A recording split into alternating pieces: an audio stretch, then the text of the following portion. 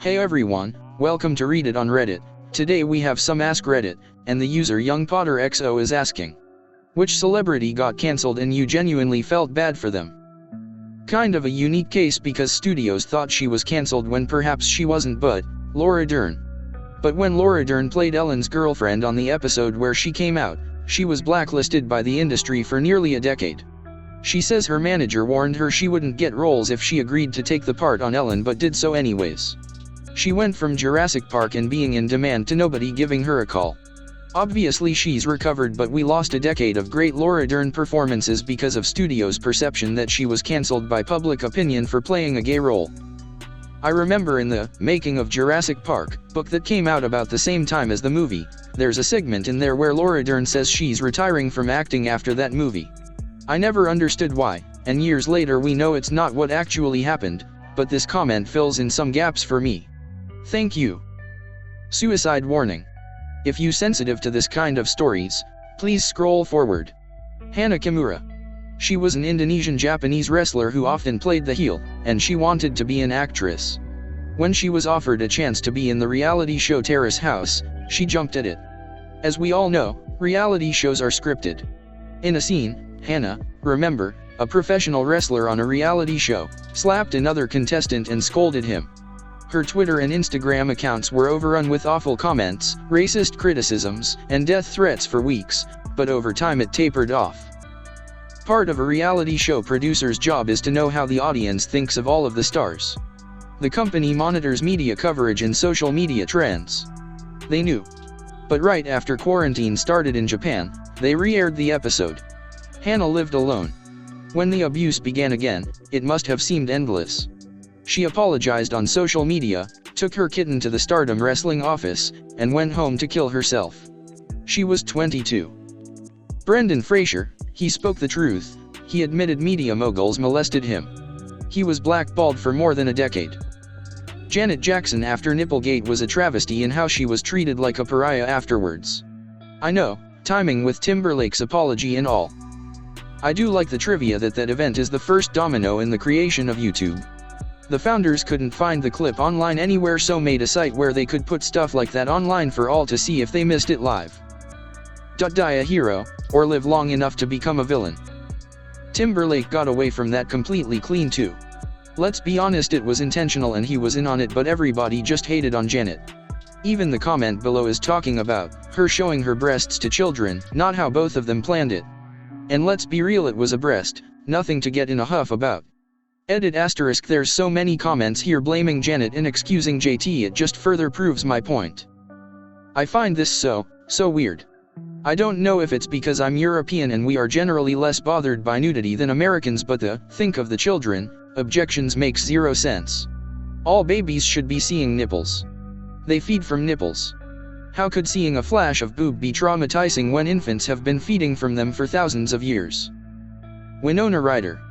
That feels like one of the first big cancels of the internet age. Glad she was able to rebound with Stranger Things. I was just talking to someone about how insane it was that she got cancelled for being caught stealing. Yes, it's a crime, and she should have received some kind of disciplinary action, but I think she was in a dark place mentally. I also feel like as far as crime or bad behavior goes, it wasn't like she was smashing hotel rooms or assaulting people or anything like that. I just always felt like they saw a mentally ill and fragile woman in Hollywood and wanted us all to think it was vile for some reason. Not to go all pop psych here, but I think the public perceived that it was a mental health issue, since she was so rich and didn't need to steal, and that's precisely why she was ostracized. We're not great now, but society back in the 90s was much worse about dealing with any kind of mental health problems. Britney Spears when she shaved her head and all that.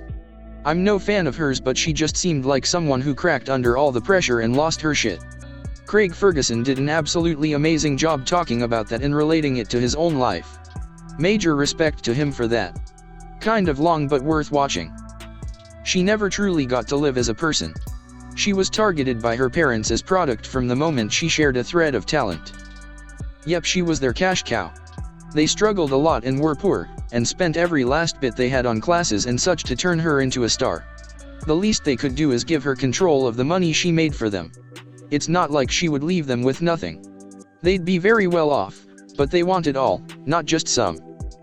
The thing that upsets me the most about this was that Brittany went into the hairdressers to get it all shaved off and they refused to do it for her, so she took the clippers and did it herself.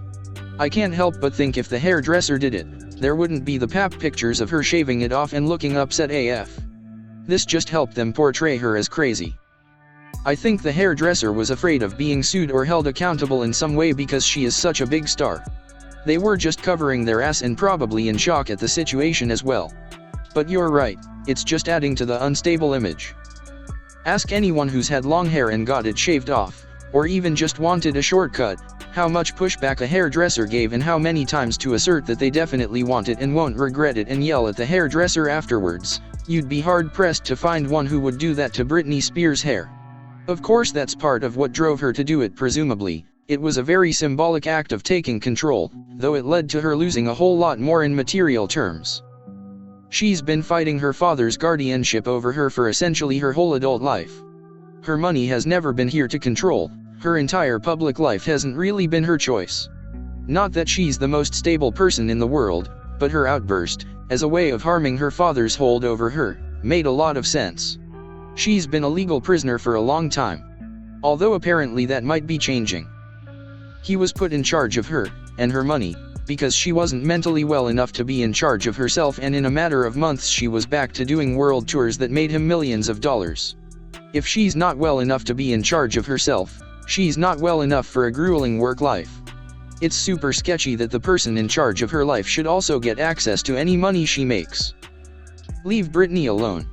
What a legendary video, and if you're a fan of Britney, like and subscribe.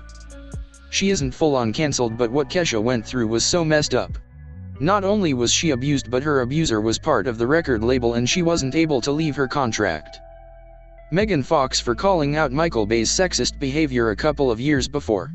I'm sure this sort of thing still goes on behind closed doors. Sometimes an actor/actress stops getting hired and they never know why, but it can be as simple as pissing off the wrong person and they warn everyone else not to hire you.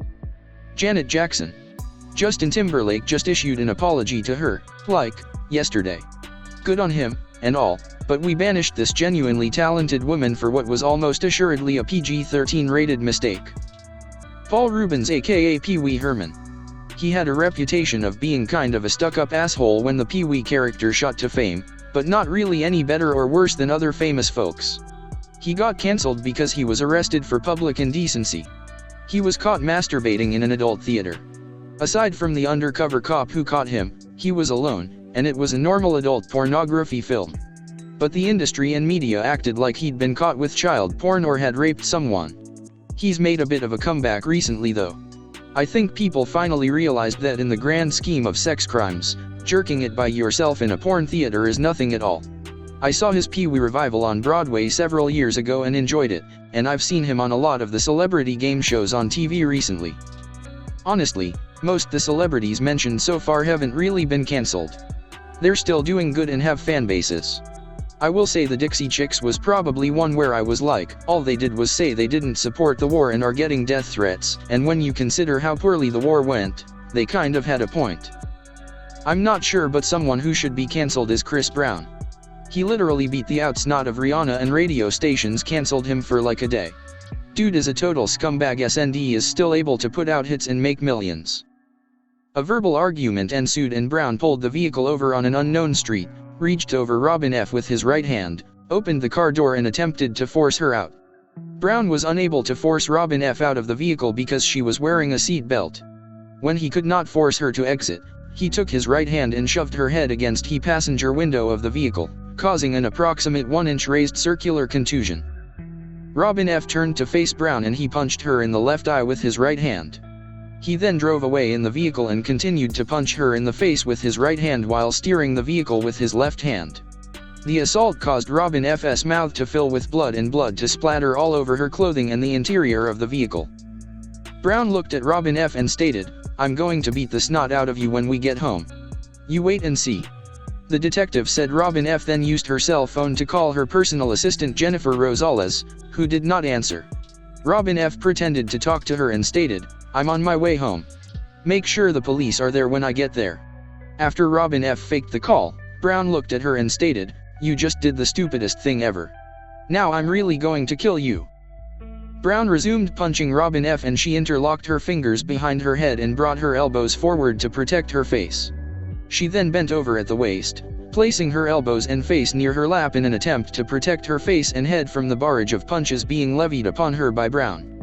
Brown continued to punch Robin F on her left arm and hand, causing her to suffer a contusion on her left triceps, that was approximately 2 inches in diameter, and numerous contusions on her left hand.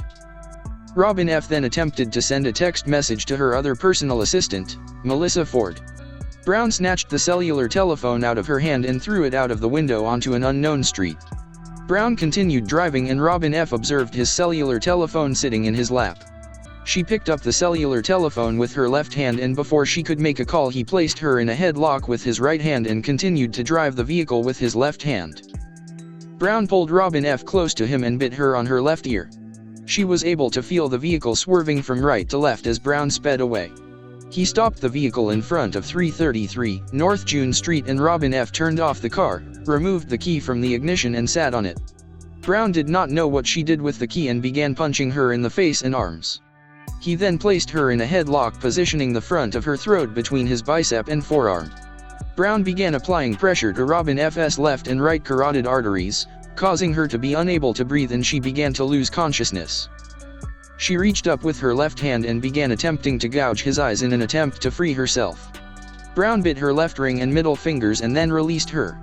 While Brown continued to punch her, she turned around and placed her back against the passenger door. She brought her knees to her chest, placed her feet against Brown's body and began pushing him away. Brown continued to punch her on the legs and feet, causing several contusions. Robin F began screaming for help, and Brown exited the vehicle and walked away. A resident in the neighborhood heard Robin F's plea for help and called 911, causing a police response. An investigation was conducted and Robin F was issued a domestic violence emergency protective order. Jenna marbles. She was just gone one day, I wonder what happened. Basically, people were angry at her old content that she made 10 years ago, and while she's already apologized for her actions and addressed how she now understands why it's inappropriate, she felt that her presence on YT was causing more harm and it was too much to keep rehashing the same issue. She still streams with Julian all the time. I miss Jenna. Grew up as she grew up, and her ability to mature and grow helped me do the same. Thank you for watching, like and subscribe.